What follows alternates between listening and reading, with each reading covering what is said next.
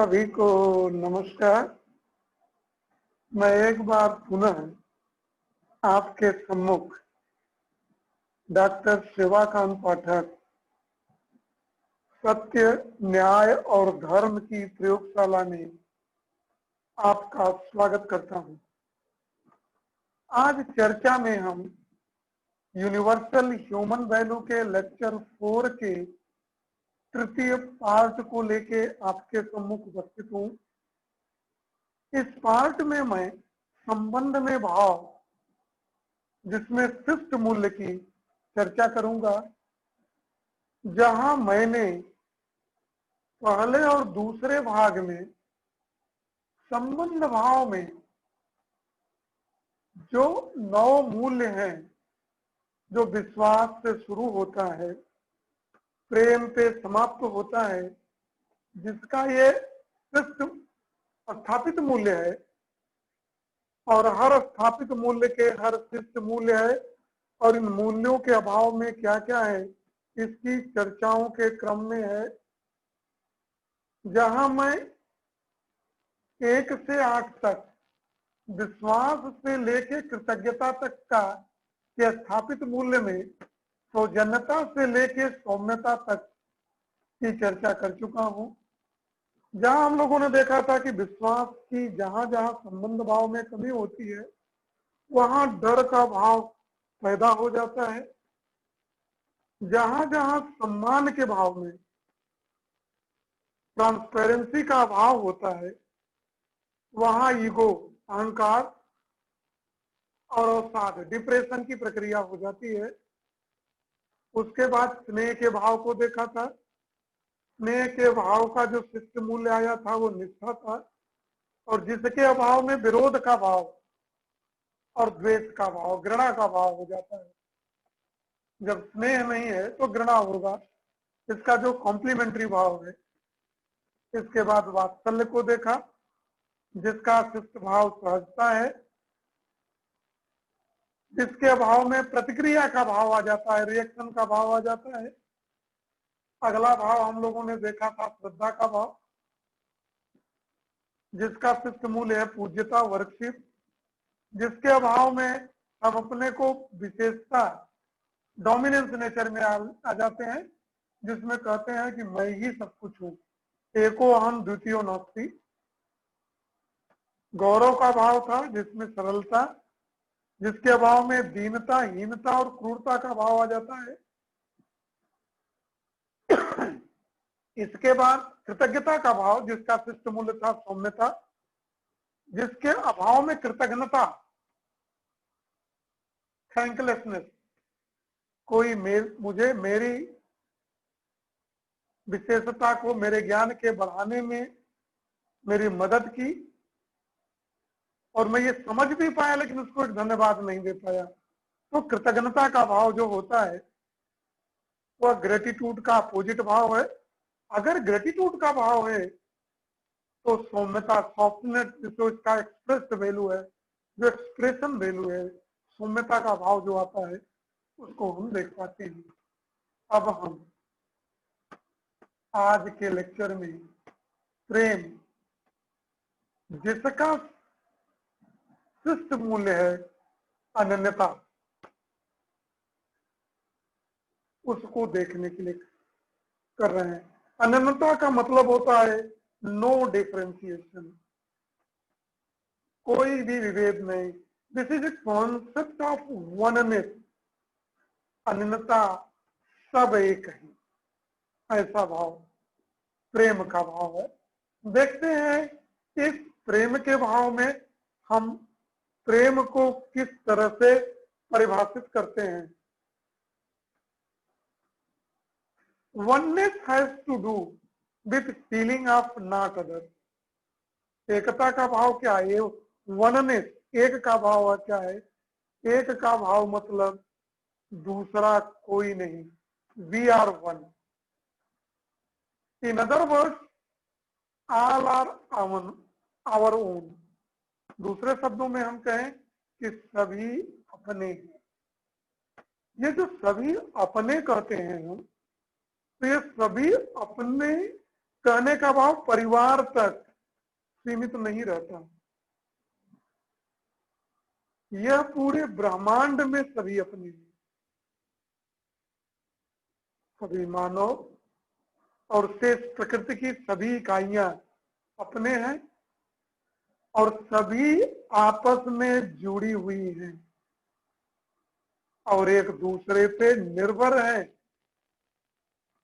इस आधार पे एक दूसरे पे कोई भी डिफरेंशिएशन का भाव कहीं पे भी रंच मात्र नहीं है। तब हम प्रेम के भाव की बात कर सकते हैं। कई बार मैं कहा हूं, कहता भी रहता हूं, फिर एक बात दोहराता हूं, इस ब्रह्मांड में जितनी सजीव और निर्जीव इकाइयां हैं, ये सब मेरे साथ अपने संबंधों को देखते हैं और उसी हिसाब से वो संबंधों का निर्वहन करते हैं, वो जानते हैं।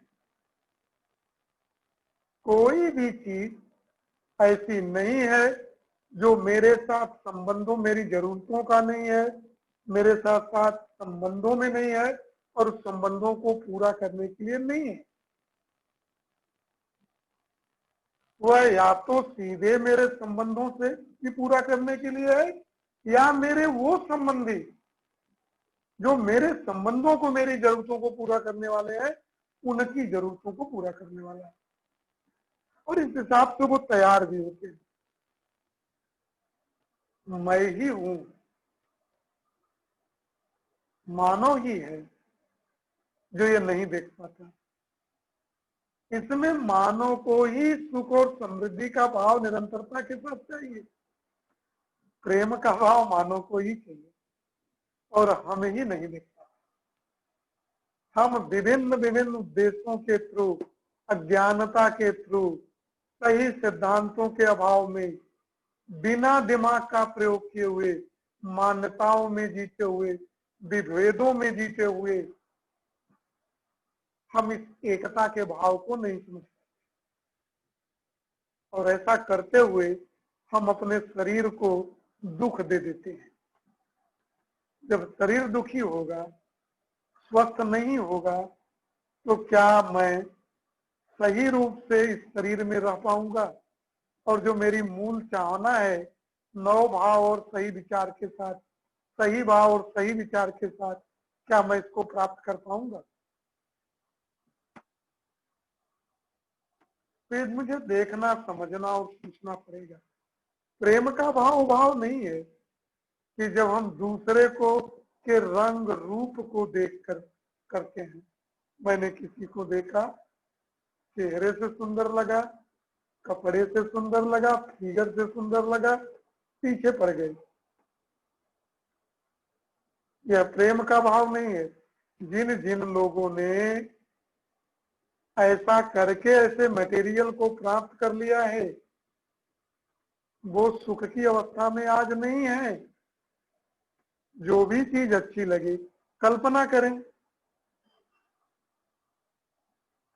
कोई सुंदर सी कार देखी, एक अच्छे रंग की, लग गए उसको प्राप्त करने में, दिन रात कमर तोड़ मेहनत किया, प्राप्त भी कर लिया। प्राप्त करने के बाद कितनी देर तक उस कार को देख के सुखी रहे आप? किसी मानव को देखा, सेम जेंडर को देखा या विपरीत जेंडर को देखा, आकर्षित हो गए। क्या उस आकर्षण से सुख की निरंतरता की अनुभूति है? क्या महसूस किया? क्या उसको प्रेम समझ बैठा?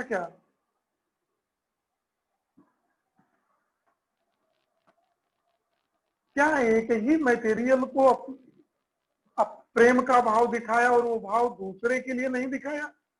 अगर नहीं दिखाया है तो this is not a concept of feeling. यह प्रेम का भाव नहीं है, यह अनन्यता का भाव नहीं है। इसका मतलब हम अलग अलग चीजों में डिफरेंशिएशन करते हैं, विरोध का भाव है।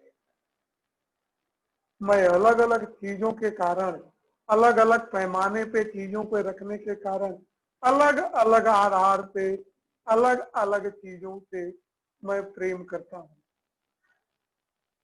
बीवी के साथ अलग प्रेम,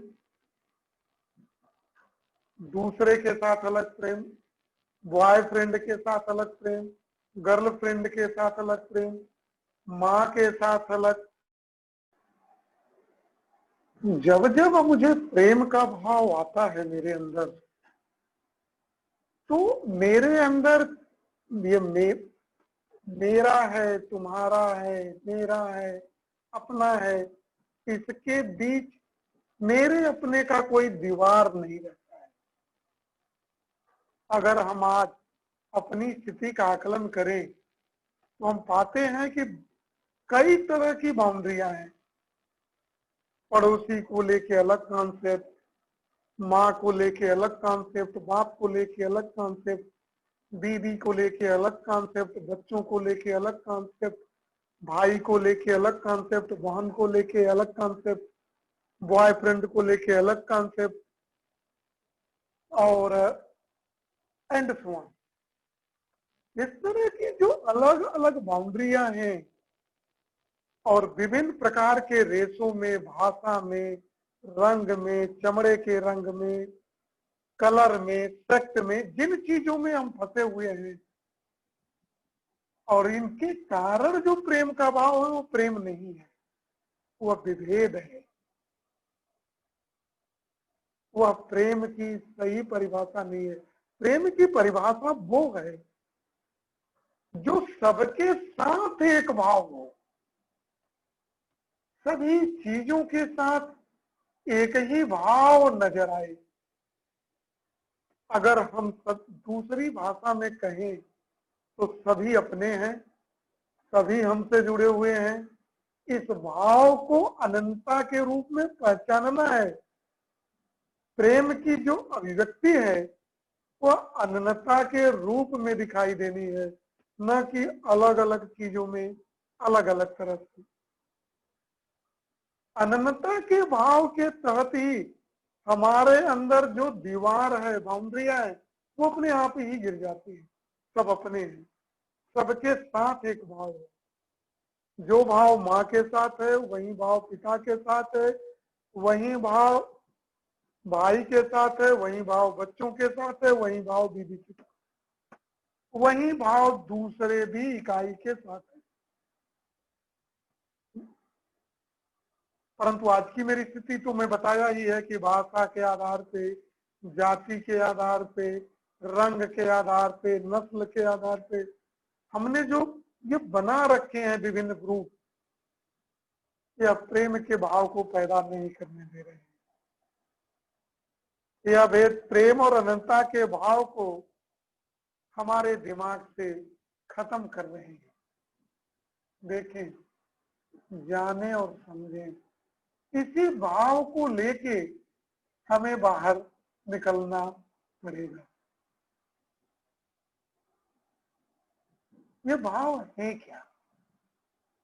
समाज में हर किसी के साथ जुड़ पाने के लिए, सबके साथ, हर मानव के साथ प्रेम और अन्यता का स्वयं की मानसिकता में होना आवश्यक है। कहा भी जाता है कि प्रेम कंप्लीट वैल्यू है, love is a complete value, trust is a foundation value. प्रेम क्या है? एकदम अनन्यता का भाव, वननेस का भाव। ये भाव जाति, धर्म, लिंग, इन सबसे परे हो, सब एक है। मैं, अपना, पराया, पड़ोसी, इन सब से ऊपर। जब हम इससे ऊपर नहीं उठेंगे, इस तरह की मानसिकता का होना आवश्यक है। और इसमें की महत्वपूर्ण बात यह है कि प्रेम और अनंतता के भाव होने के बावजूद भी हमारा परस्परता में जीना तो कुछ लोगों के साथ ही होता है। दरअसल हम अपने परिवार के सदस्यों के साथ ही जीते हैं। ये सही है, ऐसा होना भी चाहिए, ऐसा है भी, लेकिन इसका मतलब ये नहीं है कि दूसरे के प्रति हम विरोध का भाव रखें। यदि ये भाव मेरा सबके लिए स्थिर रूप से है, बदलने वाला नहीं, जो भाव मैं स्वयं के साथ, अपने परिवार के साथ, वही भाव मैं समाज में और लोगों के साथ रखता हूँ, सभी प्रकृति के सभी इकाइयों के साथ रखता हूँ, और ये भाव मेरे अंदर स्थिर है, बना हुआ है और समय के साथ बना हुआ है।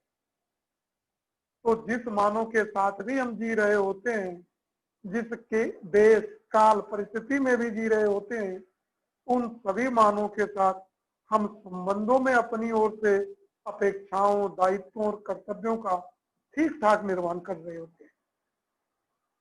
एक दूसरे की आकांक्षाओं को समझना, स्वीकारना और उस दायित्वों के निर्वहन का जो कर्तव्य है उसका ठीक ठीक उत्तरदायित्व निभा रहे होते हैं। उस दिशा में निरंतर आगे बढ़ने का प्रयास कर रहे होंगे।